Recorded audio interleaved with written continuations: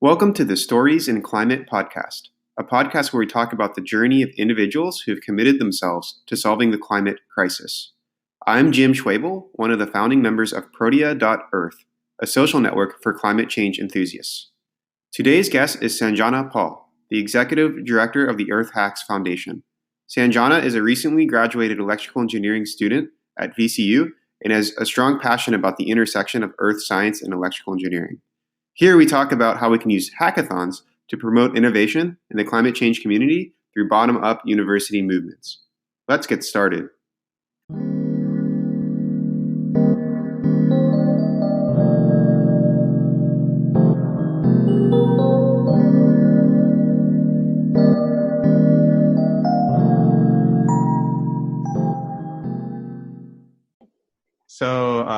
So we have Sanjana here. I figured one would just be really awesome, Sanjana, just to give a little intro of yourself, your background. You know, how did you get involved in the climate world? Yeah, for sure. So I guess really, like, if we want to really start from like square one, the first job, I guess, or the first thing that I wanted to spend most of my time doing when I was like a really small child, when I was like 4 or 5, is I wanted to help the fishes, which my mom translated to, "You want to be a marine biologist?" And I was like, okay, yeah, sure. And so then like throughout my life, I just sort of like, crisscrossed various fields of science, and I was just interested in, I think, pretty much every like subfield of science at least once. I had a geology phase, I had a chemistry phase, et cetera, et cetera. And then in high school, I started gravitating towards math and physics, no pun intended, because I finally had built up sort of the background and everything to be able to understand how cool they were. And that led me to sort of think about going into engineering, but I had sort of this moral quandary because when I looked at sort of the tech world, I really didn't like the intentions behind it. I was like, we shouldn't just be innovating for the sake of innovating. We are the ones who essentially build the technology that like created our civilization, right? And so the foundations of that should be something good.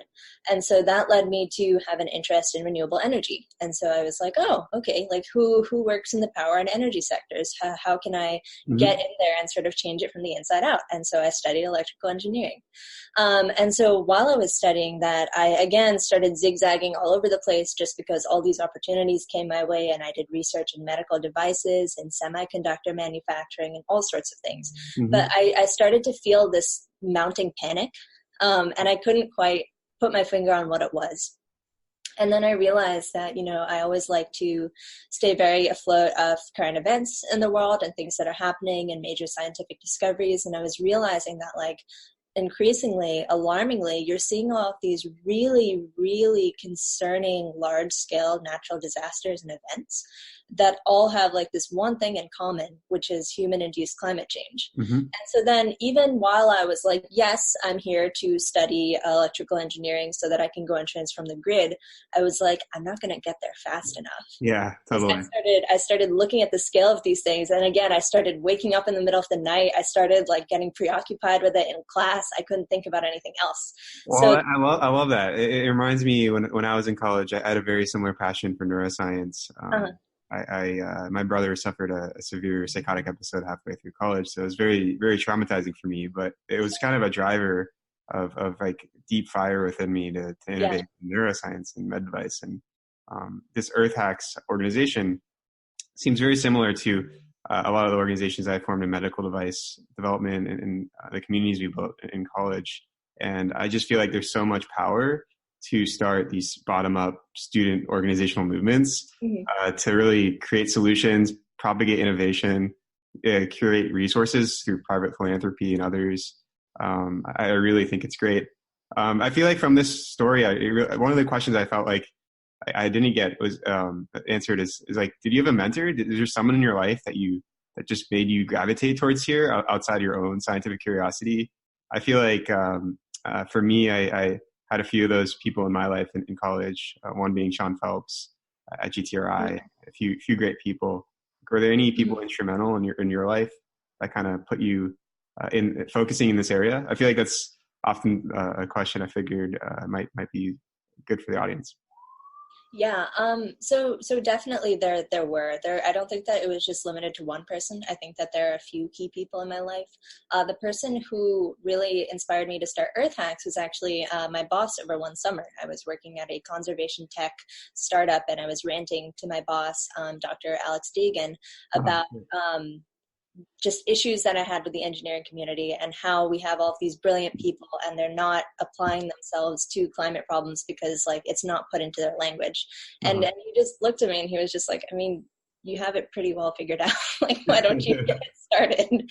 And so like, that's a good point. And it was just a super informal conversation, but that was really the moment that like led me to start this organization. I remember like on the way home after work that day, I was getting on the metro and I just texted one of my friends and I was like, do you want to do an environmental hackathon with me? And I think that that's really the moment that I was born. And do you think that that as soon as you said, "Oh, you made that shift," I feel like everybody has their moment where they want to really take action in the climate. Like for Sumit and I in the Protea world, it was 4 or 5 months ago.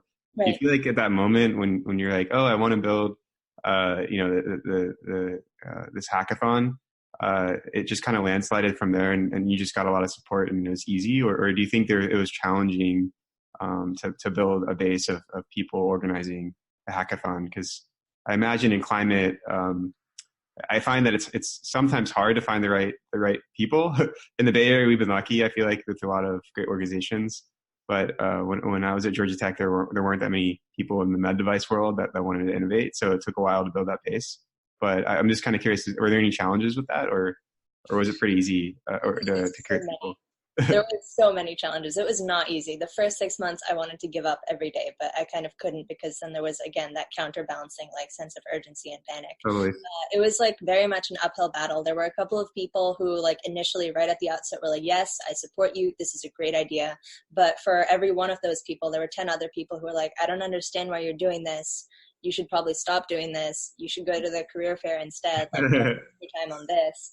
And so it was very difficult to sort of find the core group of people who would help me build the organization and then also expand, figuring out how to expand, what directions to expand in.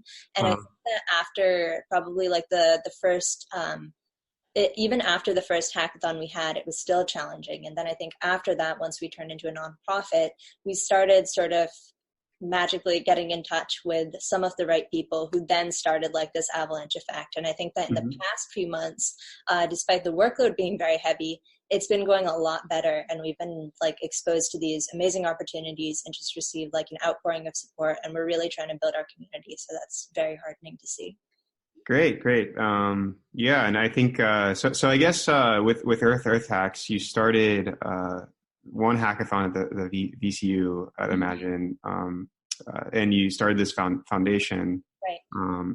Is the vision to kind of create a foundation that funds hackathons anywhere in the world, in universities, or does it extend beyond that scope, so to speak? Just kind of curious. Yeah, no, it's kind of, I think both of those answers. So we called it the foundation at the time because we were undergrads. And so people didn't think we had any credibility and we wanted it to sound credible. Yeah. And then realized that foundations usually give money. But what we do is we give resources. We provide students with these logistical, operational, intellectual support to run these environmental hackathons, and we don't charge them anything.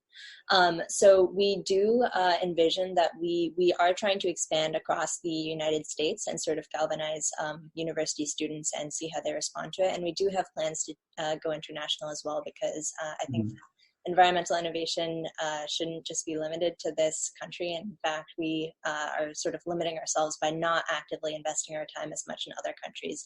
But we also don't want to just like show up and be like, hey, we have this foundation and like you should just take it as it is and listen to it. So we really want to make sure that we build our community and make contacts in any countries before we expand, so that the local team can really take ownership of the project. So I think both. Cool. And yeah, and I guess one of the things that I think about when you talk about all this is the education system and your training. I feel like this idea of sustainability and hacking and innovating projects towards climate change in various capacities, whether it's renewables, whether it's getting involved in building a new renewable health initiative in the third world, whatever it is. I feel like everyone's coming from a different angle, a different background. There's so much interdisciplinary nature of collaboration. Do you believe that in the future we should be restructuring the education system a bit for sustainability per se as a initiative within itself within the university, or do you think that we should still have, say, an electrical engineering discipline that you're trained in? I think of bioengineering as an example where it kind of spawned out of medicine, and we created an engineering discipline around biology to create new technology around the human body. Do you think that with what you're doing, is this just a side question? It would be kind of useful to create a system where it could be more of a sustainability, say, for a healthy Earth, sort of, so to speak, as a discipline within the education system itself. Like, do you think that's? Yeah, I definitely do think so. I think that, like, to answer, I guess, both parts of that question, definitely there should be more focus on sustainability in general, because sustainability, I think, I'm glad that in recent years it's become a buzzword, but I'm also not glad in recent years that it's become a buzzword, because I think that we forget what the actual meaning is, right? Sustainability. We want to be able to essentially at this point sustain humanity, right? And that doesn't just mean divesting from fossil fuels, although it does in large part. It also means thinking about how we should best utilize the technology we have, how we should prepare for how we've changed our world, what are the challenges we're going to face as the population increases, stuff like that. But I also do think that the education system as it stands right now needs to, especially in higher education, shift its focus specifically from being so concentrated on a major and being really concentrated on a problem. So like my ideal world as a university student, I would not want people to ask me what I'm majoring in. I would want them to ask me what problem I'm solving. And that could be in a specific area. You know, if I was just like, I really don't like the power transmission inefficiencies in our society, and so I want to create like a decentralized power grid, and that's the problem I'm solving. I'd probably mostly do electrical engineering things, but that's what I would be studying, is how to solve that problem. Yeah, no, I love that perspective. I feel like in bioengineering, we had a PBL curriculum at Georgia Tech, and we did problem-based learning in every class, and everything was an open-ended problem and themes. And I feel like I really believe in climate change. It's policy. It's a science issue. It's an engineering problem. There are geopolitical issues everywhere. There are all sorts of corporate incentives that are quite hard to fix. We don't have carbon taxes. So all these things collectively create an incredibly complex system that for me, just as an engineer myself being trained, it's hard to navigate and learn and synthesize without talking to 100 different experts from 100 different fields to know what is the most important thing to work on. So I asked that question because you're a current student. I feel like your perspective is incredibly valuable. I just graduated. Okay, or you just graduated. Just now. Or you just graduated. Sorry, I totally apologize. No, you're fine. So you just graduated, and your perspective is so fresh that I feel like this might spawn some conversations around how do we innovate the education system? How do we create people just anywhere to learn about climate change, maybe a Coursera class or whatever else. Yeah. Very cool. So I guess moving on a bit. So I think like one of the things we're looking at is looking at social networks as a tool to fight climate change issues. I'm kind of curious, like in your experience in starting this organization, have you been able to connect with the right people to scale this this Earth Hacks organization to all these other universities? Like, could a social network help promote that? Like, where do you see the opportunity for social networks to fit into what you're doing? Yeah, I mean, I think that first of all, looking at the people who we're working with, right? We're working with people who are in college, right? We've grown up with technology. We're very used to it. And we spend a lot of our time on it. That's how we connect with friends. You know, it's been like, of course, with any technology, it's a double-sided sword, but like it allows you to form and maintain. I think it's an incredibly valuable aspect of a lot of young people's lives. And so I think that whenever you want to get an initiative started, whenever you need to spread an important message, social media is like a very powerful tool, and it's kind of honestly a shame if you don't use it. And so I think that with regards to the Earth Hacks Foundation specifically, definitely, we're very much trying to build the environmental hackathon community and connect like-minded people across the country and then one day across the world, so that at the very least everyone knows what the other people are doing, right? Because you sort of, another thing that we sort of set out to fix is that you have all of these like one-off environmental innovation events that never communicate with each other, and two people are doing the same thing and they're doing all the work twice and they don't realize. So I think it would be extremely valuable. I also think it'd be really cool to create an Earth Hacks badge on Protea, just so to speak. Is if you participated, you get a cool badge in your location. That would be fun, because our logo is, we call it the leaf bulb, and it's a light bulb, and like the filament is shaped like a leaf. And so I'm always talking about it, and I'm always trying to figure out like how we can get the leaf bulb in as many places as possible. And so 100% down. We'll continue this conversation. Very cool, very cool. Yeah, and I mean. I guess there's not much else I have, but I just wanted to open it up to you, see if you wanted to share anything with the Climathon community. Are there any ways that our community that we're curating in the Climathon and also in Protea can help you outside of I guess the things you've already said? Are there ways that we can help promote? Are there any hackathons coming up we could participate in? I think it'd be great to tell anything that you think that you'd want to share.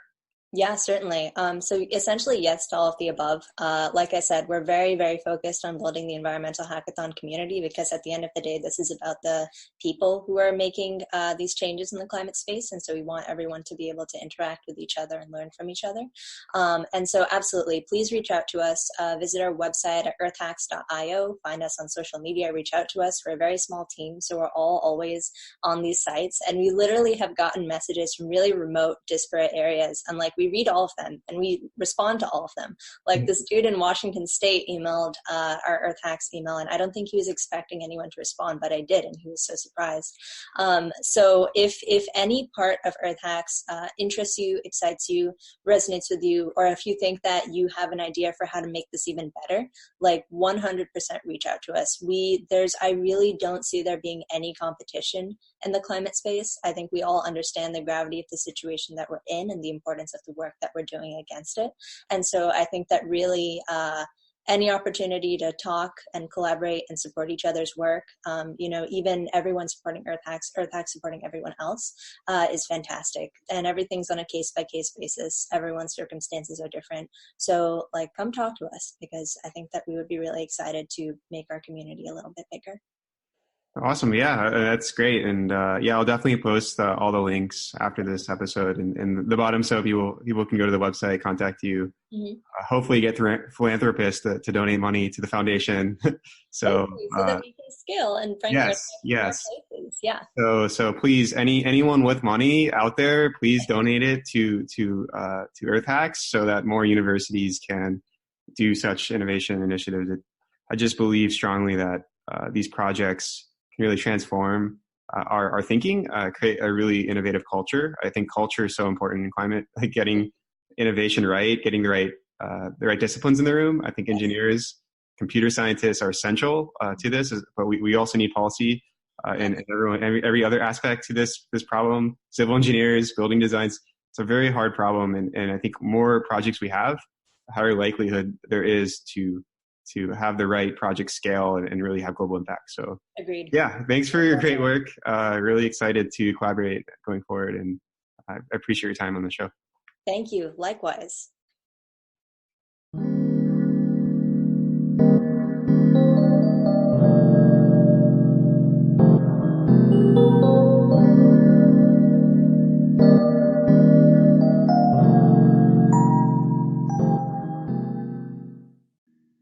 So what do you all think now about the hackathon movement? Do you think they can be used to promote a culture of innovation in the climate science community and climate change community? Do you want to start a hackathon? Maybe you should reach out to Sanjana at your university to start your own hackathon. I'm a Georgia Tech alumni. I'd love to see one there.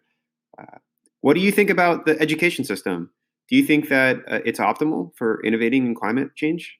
Do you think we should restructure the education system a bit, create a new major, perhaps in sustainability or environmental sustainability.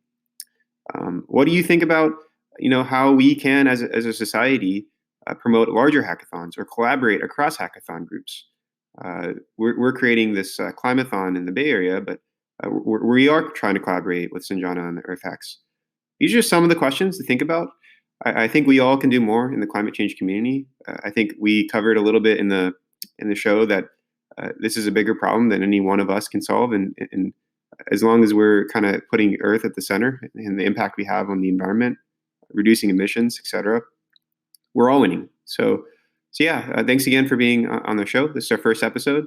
And I encourage you all, if you haven't yet done so already, visit protea.earth, our website for climate enthusiasts as our social network. We're excited to get this up and running over the next few months, and we'd love for you to be a part of it. Thanks so much. I'm Jim Schwabel, and I'll catch you next time.